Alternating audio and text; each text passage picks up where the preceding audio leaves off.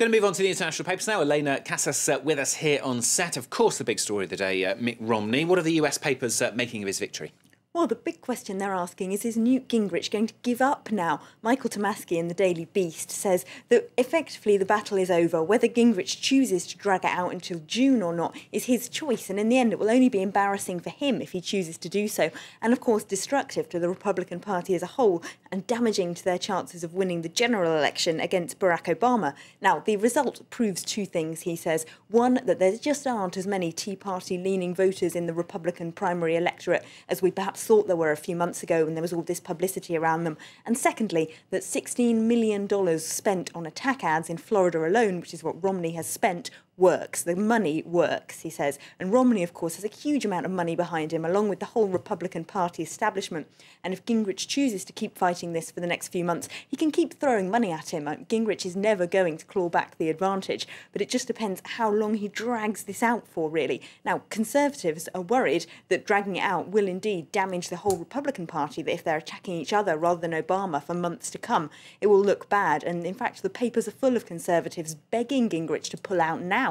Look at this article by Meghan McCain, daughter of John McCain, of course, who ran for the Republicans in 2008. She's written a piece for the Daily Beast, basically begging him to pull out, saying if you don't, you will destroy the Republicans' chances of winning, and he's only doing it now for his own ego if he doesn't. The Democratic supporting side of the press presumably quite happy about this, though. Well, the New York Times says the longer Gingrich stays in, the more his team will be doing the work that Obama's team need to be doing. That is, highlighting all of Romney's weaknesses, the things that make him look out of touch with ordinary voters, his high income, his low taxes, his work for Bain Capital, all that kind of thing. And the more, of course, Romney and Gingrich attack one another with vicious attack ads and really strong negative language, the more the Obama campaign can use that to attack their character, their credibility, and the less they'll be sort of accessible to floating voters, the less they'll be inclined to win over moderate people, because, of course, they'll be forced further to the right to win over those Republican voters. The Huffington Post making a similar point in an article today, saying the Democrats will use the same tactics against Mitt Romney that he has used against Newt Gingrich, and they mean very strongly personal, very negative campaigns. OK, away from the primaries then, Syria are also making the newspapers around the world.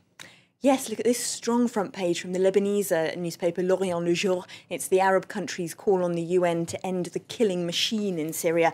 They say they've spoken to a colonel of the Free Syrian Army, which of course is partly based in Lebanon, and he reckons 50% of Syria is now out of the control of Assad's government. Of course, that doesn't necessarily mean it's part of a coherent alternative state. They say the opposition is still very fragmented, they lack means, they lack manpower, they're finding it difficult to organise themselves, and lots of these towns that have declared themselves independent are still being besieged by pro-Assad tanks. So the situation on the ground is very complicated. The Independent's veteran Middle East correspondent Robert Fisk is saying today that Assad still has a huge amount of advantages that we shouldn't forget. He's got international support, he's got Iran backing him, for example, and other countries like Israel might not be keen on him, but they don't necessarily want to see him go either, because they're worried he could be replaced by something more extremist. It's a big British story around today. You've pulled this one off the front of the Independent. Yes, look at this front page. Dishonoured is the big headline, and there is Fred Goodwin, Fred the Shred. Of course, he used to run the Royal Bank of Scotland that was virtually nationalised in 2008 after his